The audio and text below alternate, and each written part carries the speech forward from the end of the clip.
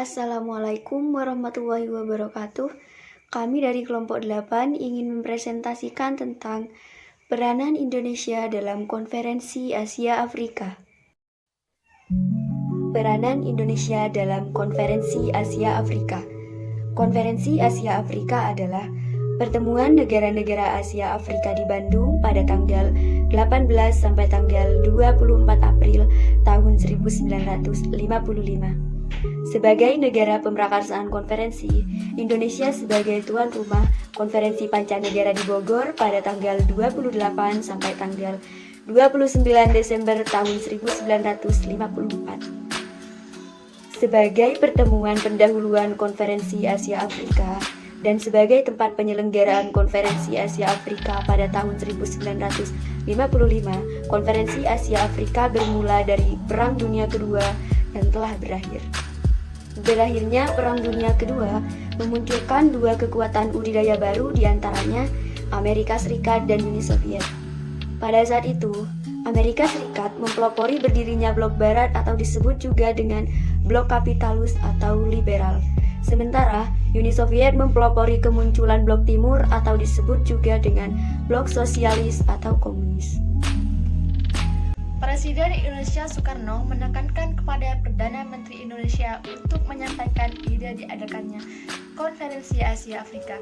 Pada pertemuan konferensi Kolombo, ide tersebut untuk membangun solidaritas negara-negara Asia Afrika yang telah melalui pergerakan nasional dalam melawan penjajah.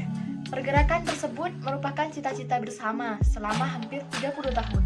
Konferensi Asia Afrika di Bandung yang dihadiri oleh 29 negara dengan 5 negara sebagai sponsor. Di Indonesia ikut memprokarsi dan sebagai tempat penyelenggaraan Konferensi Pancanegara II, yakni yang dikuasai oleh Mr. Ali Sastramidjoyo dan Ruslan Abdul Ghani sebagai Sekretaris Jenderal Konferensi Asia Afrika, dan Mr. Muhammad Yasin sebagai Ketua Komite Kebudayaan, dan Dr. Insinyur Rosono sebagai Komite Ekonomi. Tujuan KA 1. Untuk menunjukkan goodwill atau sekedar yang luhur. 2. Untuk mempertimbangkan soal-soal serta hubungan-hubungan di lapangan sosial, ekonomi dan kebudayaan negara yang diwakili. 3. Untuk mempertimbangkan soal-soal berupa kepentingan khusus bangsa-bangsa Asia dan Afrika. 4. Untuk menunjukkan kedudukan Asia dan Afrika serta rakyat-rakyat yang di dalam dunia dewasa. 4. Memperkuat kedudukan dan perasaan Asia dan Afrika dalam usia perbedaan dunia. 6. Memperbahas dan berusaha mencari penyelesaiannya masalah kedaulatan nasional dalam realisme dan kolonialisme. Tokoh-tokoh yang menghadiri KAA. 1. Ali Sastramidjoyo, SH, Indonesia. 2. Muhammad Ali Bakra, Palestina. 3. Jawaharlal dari India. 4. Johan Katarlawala dari Sri Lanka. Hasil dari Konferensi Asia Afrika. 1. Kerjasama ekonomi antara lain mengusahakan kemajuan ekonomi, perdagangan, dan bantuan teknik.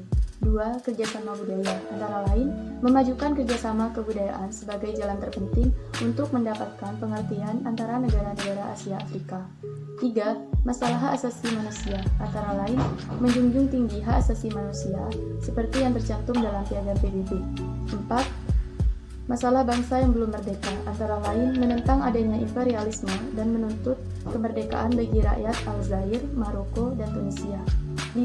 Masalah lainnya antara lain mengetahui hak bangsa Arab di Palestina dan menuntut kembalinya Irian Barat ke Indonesia.